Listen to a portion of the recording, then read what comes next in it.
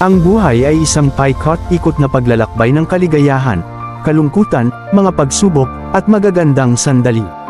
Sa bawat hakbang, bawat yugto ng ating buhay, may mga pagkakataon tayong maranasan ang iba't ibang emosyon at karanasan na nagtuturo sa atin ng mahahalagang aral.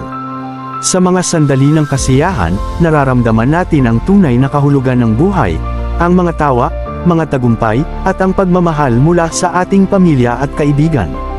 Ito ang mga pagkakataong nagbibigay inspirasyon at nagpapatibay sa ating puso. Subalit, hindi maiiwasan na darating din ang mga panahon ng kalungkutan at pagsubok. Ang mga ito ay bahagi ng ating paglalakbay na nagpapalakas sa atin at nagtuturo ng pagiging matatag. Kapag tayo ay dumadaan sa mga mahihirap na panahon, huwag tayong mawalan ng pag-asa.